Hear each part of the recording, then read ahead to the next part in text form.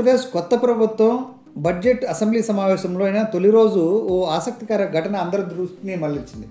Governor Abdul Nazir assembly ప్రాంగణంలోకి రాగానే ఆయన్ను ఆహ్వానించేందుకు ముఖ్యమంత్రి నారా చంద్రబాబు నాయుడు, స్పీకర్ చింతకాయల అయ్యన్న పాత్రుడు, మండలి చైర్మన్, అలాగే డిప్యూటీ సీఎం పవన్ కళ్యాణ్ తదితరులు ముందుకు సాగారు. ఈ సందర్భంలో చోటు చేసుకున్న ఓ చిన్న సంఘటన అందరి దృష్టిని ఆకర్షించింది.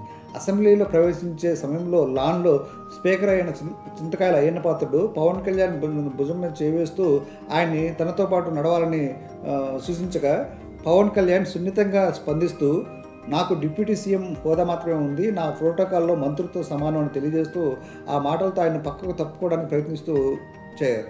అయితే ఆ సమయంలో అయ్యన్న పాత్రుడు భుజం మీద చేవేసి పవన్ కళ్యాణ్ స్నేహపూర్వకంగా ముందుకు నడిపించారు. ఇది అక్కడ వారందరినీ ఆసక్తికరంగా ఆ దృశ్యాన్ని తిలకించారు.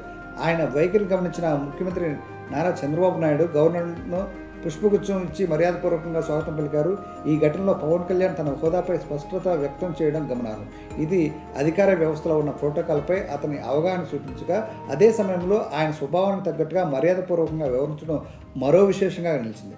చంద్రబాబు నాయుడు, పవన్ కళ్యాణ్, స్పీకరు ముగ్గురు కలిసి లాన్లో నడుచుకుంటూ అసెంబ్లీలోకి వెళ్ళిన దృశ్యం అందరినీ దృష్టి ఆకర్షించింది. ఈ చిన్న సంఘటనే ప్రభుత్వంలో అధికారాల సమతుల్యత, పరస్పర గౌరవం, రాజకీయ నేతల మధ్య ఉన్న మైత్రి భావాన్ని ప్రతిబింబిస్తూ ఉన్నాడు. ఈ సంఘటన ద్వారా పవన్ కళ్యాణ్ తన హోదా గురించి స్పష్టంగా చెప్పినా అది మర్యాదపూర్వకంగానే ఉండడం, అలాగే అయ్యన్న పాత్రుడు తన స్నేహపూర్వక స్వభావాన్ని ప్రదర్శించడం ఈ ఘటనలో రాజకీయ వర్గాల్లో ఓ చర్చనీయాంశమైంది.